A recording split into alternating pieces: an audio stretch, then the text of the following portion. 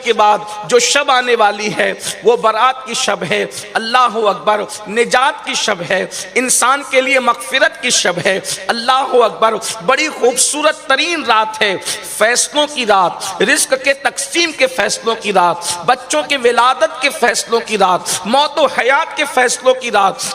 دعا کی قبولیت کی رات۔ اللہ کے رسول صلی اللہ علیہ وآلہ وسلم ارشاد فرماتے ہیں، حضرت جبریل نے مجھ سے کہا کہ یا رسول اللہ صلی اللہ علیہ وآلہ وسلم، جب شعبان کی 15ویں شب آتی ہے تو 300 رحمت کے دروازے کھول دیے جاتے ہیں، اللہ اکبر، آسمانوں کے دروازے کھلتے ہیں، رحمت کے دروازے کھلتے ہیں، اور بڑی مشہور روایت ہے اللہ اکبر کہ بنو کلب کی بکریوں کے بالوں کے تعداد کے برابر اللہ لوگوں کی مغفرت فرماتا ہے۔ کتنے بندے بخشے جاتے ہیں، اللہ اکبر، غروب آفتاب سے لے کر کے صبح صادق تک اللہ کی رحمتوں کی چھما چھم برسات ہوتی ہے، اور اللہ کی طرف سے اعلان ہوتا ہے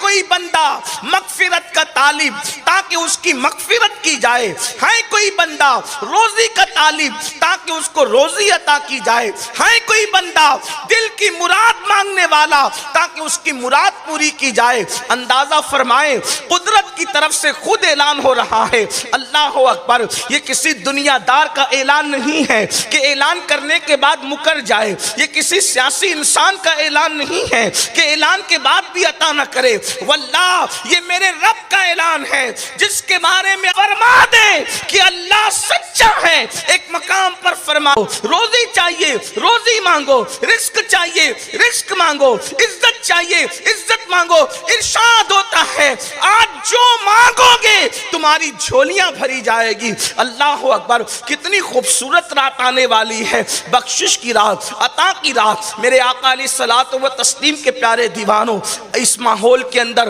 ہمیں تو زیادہ گڑ گڑانے کی ضرورت ہے، زیادہ طلب کرنے کی ضرورت ہے۔ آج کل لوگ پوچھتے ہیں ایسے حالات میں مسلمانوں کو کیا کرنا چاہیے، جبکہ دنیا کے اندر ہاہاکار مچا ہو، دنیا کے اندر طوفان بدتمیزی بپا ہو، دنیا کے اندر جرائم اللہ اکبر گھر گھر عام ہو، کہیں پر دھواں پر لاشیں بکھر رہی ہو، کہیں پر اللہ اکبر تباہی مچی ہوئی ہو، کہیں پر انسانی خون سے ہولی کھیلی جا رہی ہو، کہیں پر بچوں کی جو ہے وہ آواز چیخ اور پکار سنی جا رہی ہو، کہیں پر گھر سے بے گھر کیا جا رہا ہو، کہیں پر چھت سے بے چھت کیا جا رہا ہو، کہیں پر دوپٹے چھینے جا رہے ہو، کہیں پر آبرو لوٹی جا رہی ہو، کہیں پر انسانی خون جو ہے پانی سے بھی زیادہ سستا ہو گیا ہو، کہیں پر جانوروں کی تو اہمیت۔ اگر کوئی ہمیں کچھ نہ بھی کرے تو قرآن کہہ رہا ہے کہ جب تم جرم کرو گے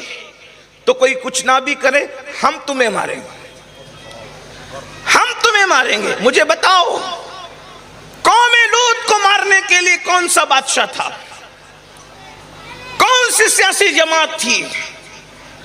اور جان پہ ظلم اس کو کہتے ہیں کہ انسان گناہ کرے، اس لیے کہ انسان جو بھی ظلم کرے گا اس سے دنیا کی مصیبت آئے گی، لیکن جب انسان گناہ کرے گا تو اس سے جہنم کا دردناک عذاب ہوگا۔ اور جہنم کا دردناک عذاب کیا ہے تو یاد رکھنا، اس کے سر پر اپنی جرائم کا بوجھ ڈال کر ہم سبکدوش نہیں ہو سکتے، ہمیں کلین چٹ نہیں مل سکتی۔ اندازہ کریں، قرآن کہانی قصے کی کتاب تو نہیں، لیکن قرآن نے جو قصص بیان کیا ہے اس لیے بیان کیا تاکہ عبرت ہو، ہمیں عبرت ہو، ہمیں پتا چلے۔ اندازہ کریں، قوم لوط نے جب جرم کیا تو اللہ پاک نے آسمان سے ڈائریکٹ پتھر برسائے، اور پتھر برسے کی شان سے اللہ اکبر، توجہ تو کریں، غور تو کریں کہ شان سے پتھر برسے، پتھر سر پہ گرتے تھے، چھوٹے چھوٹے پتھر تھے، بہت بڑے پتھر نہیں تھے، چھوٹے پتھر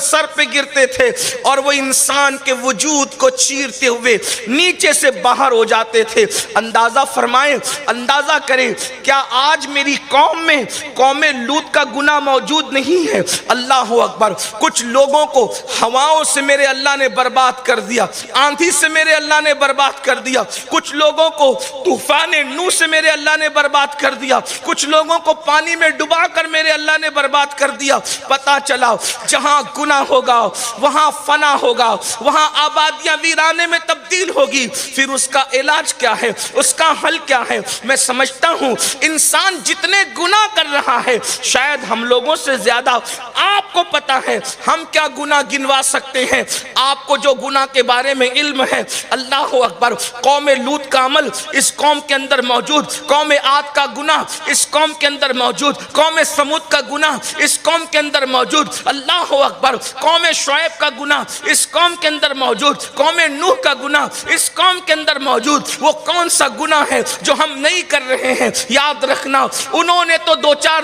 گناہ کیے اور اس کے بعد ان پہ پتھر برس گئے، ان پہ ہوائیں آ گئی، ان پہ سیلاب آ گیا، ان پہ آندھیاں آ گئی، اللہ اکبر، ان پہ زلزلے آ گئے، ان پہ چنگاڑ آ گئی، اللہ اکبر، کبھی کبھی ان پہ جوؤں کا عذاب آیا، ان پر خون کا عذاب آیا، ان پر دیمک کا عذاب آیا، ان پر مینڈک کا عذاب آیا، طرح ان پہ الگ الگ قسم کے عذابات آتے رہے۔ لیکن مسلمانوں آج اجتماعی طور پر ہم پر اس لیے عذاب نہیں آتا، اس لیے کہ ہمارے درمیان آمنہ کے لال مصطفیٰ جان رحمت اللہ کے محبوب موجود ہے، اور میرے امام نے اس کو بڑے خوبصورت انداز میں دو مصروں میں بیان فرمایا۔ ارشاد فرماتے ہیں انت فیہم نے عدو کو بھی لیا دامن میں، انت فیہم نے عدو کو بھی لیا دامن میں،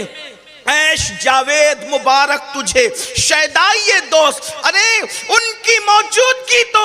دشمنوں کو بھی عذاب سے بچائے ہوئے ہیں۔ اگر تو رسول اللہ کا وفادار ہو جائے، جب دشمنوں کو ان کی موجودگی بچا سکتی ہے تو حضور کا وفادار ہوگا، اس دنیا میں بھی عذاب سے بچے گا، آخرت میں بھی عذاب سے بچے گا، اس شان سے کہ ڈھونڈا ہی کرے صدر قیامت کے سپاہی وہ کس کو ملے جو تیرے دامن میں چھپا ہو۔ لیکن انسان آئے تو دامن میں، آج انسان حضور کے دامن میں آنے کی بجائے گناہوں کے دامن میں آ رہا ہے، جرائم کے دامن میں آ رہا ہے۔ اللہ کے بندو، جہاں گناہ ہے وہاں فنا ہے، اور اگر گناہوں کے وبال سے، جرائم سے بچنا ہے تو آئیے اس کا بہترین علاج یہ ہے کہ اللہ کی بارگاہ میں گڑ گڑاؤ، اللہ کی بارگاہ میں سچی توبہ کرو۔